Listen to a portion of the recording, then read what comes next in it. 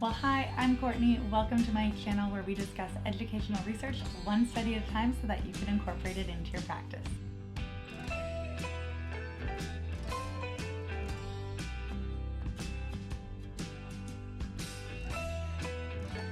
Today we are talking about portables versus classrooms. Which one is better? Is there research to figure that out? And as it turns out, there is some research on that topic, and we're going to dive into that today. The study that I'm looking at is called A Measurement of Acoustics, Density, Academic Achievement, and Teachers' Perceptions in Portable Classrooms and In-Building Classrooms.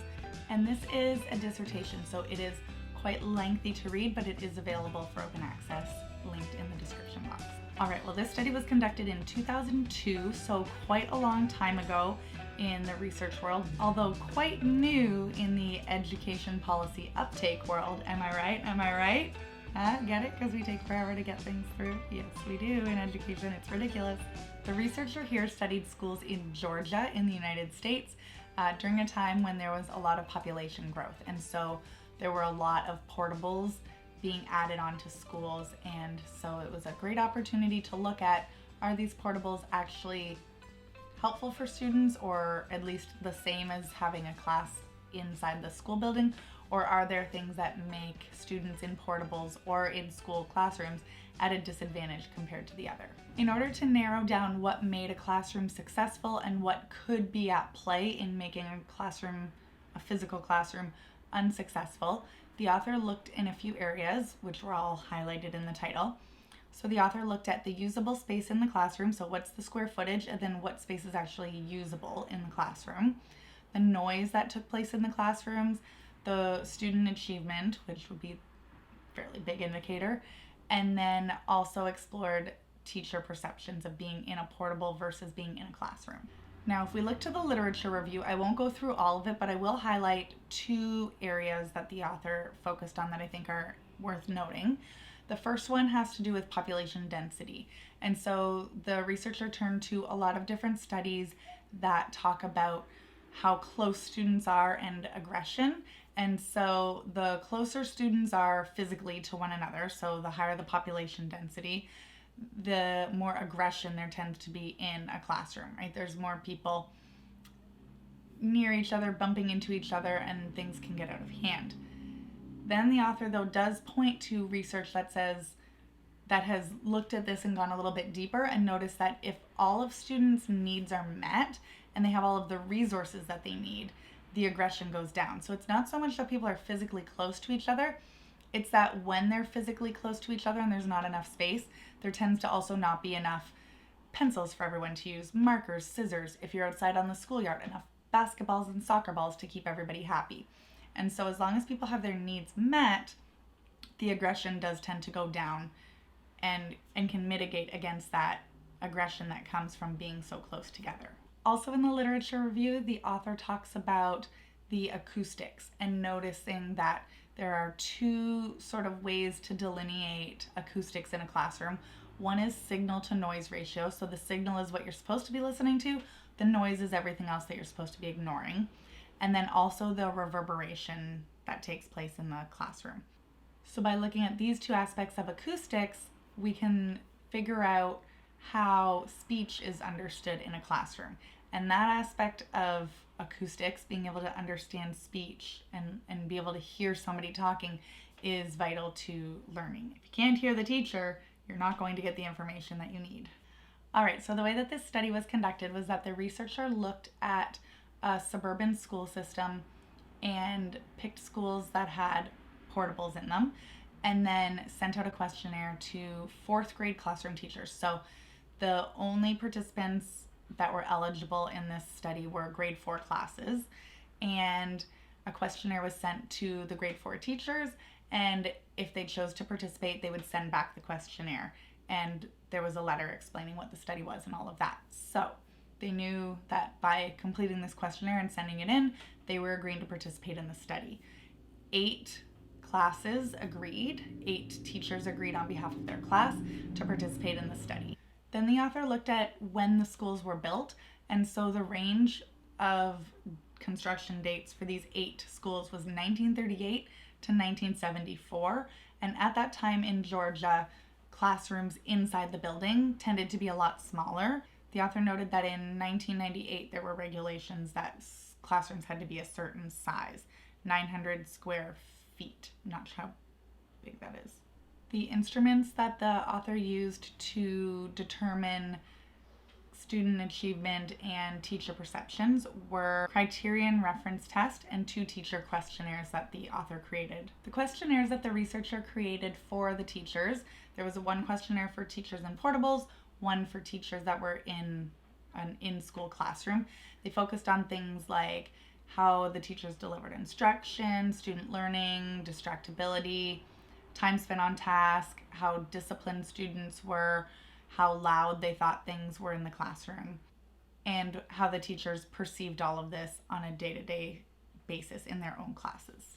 Then the researcher looked at student averages based on a standardized test, and those results came from the school administrator. The author also measured, just with a regular tape measure, the square footage of each room, and then also the usable space. So just because a classroom or a portable had a good amount or a given amount of square footage doesn't mean all that space was usable. So things like an air conditioning unit might be in the way of the classroom and it can't be moved.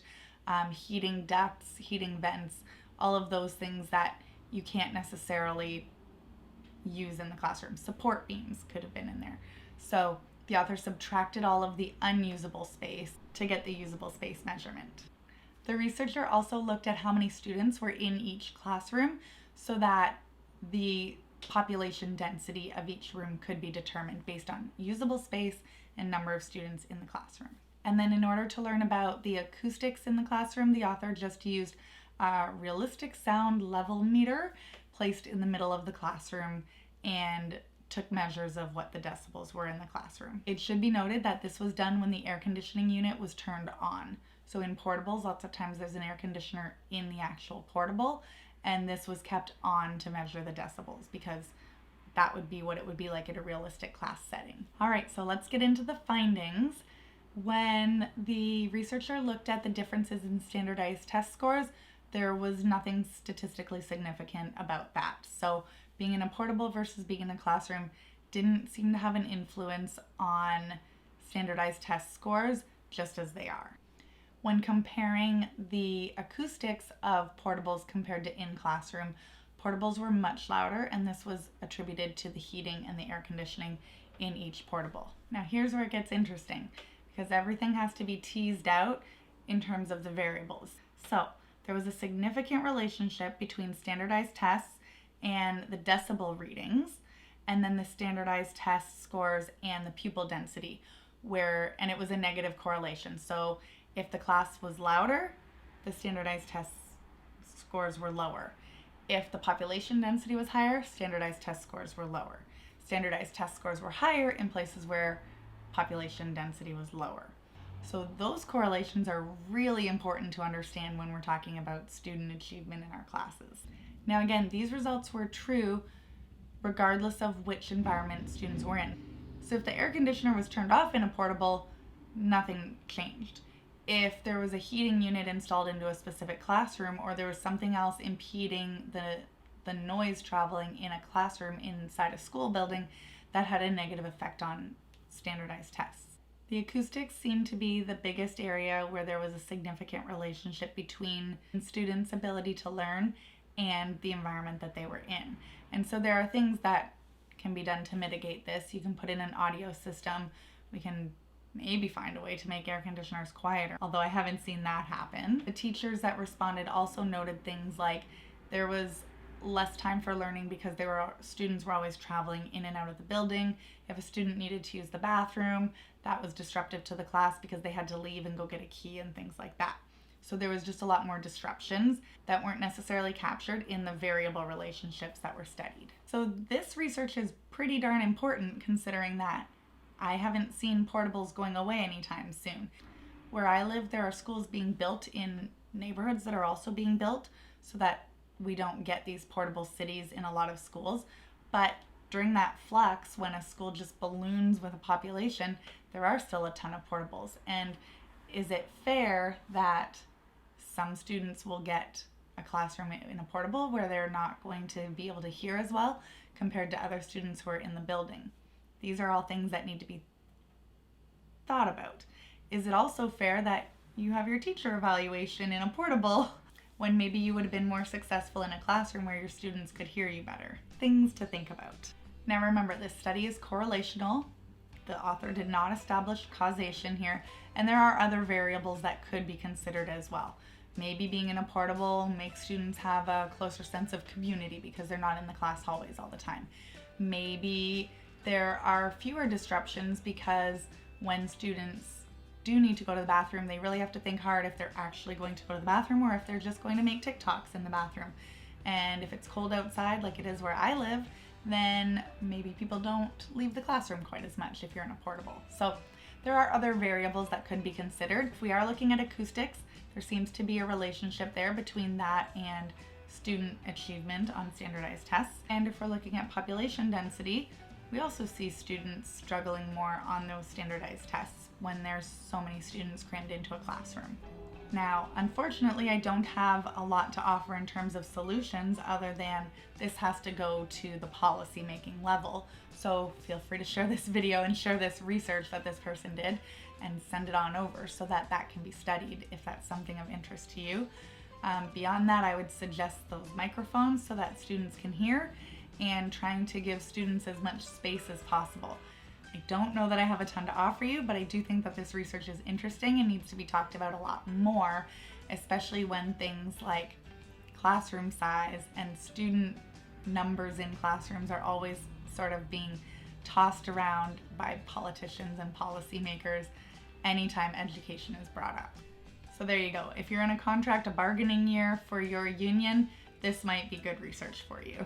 Like always, please share this video with your teacher friends and give it a thumbs up so that YouTube knows that there are people like us out there that enjoy educational research on a Saturday afternoon or whenever you're watching this. Well, thanks so much for spending your time learning with me, and I'll see you again soon.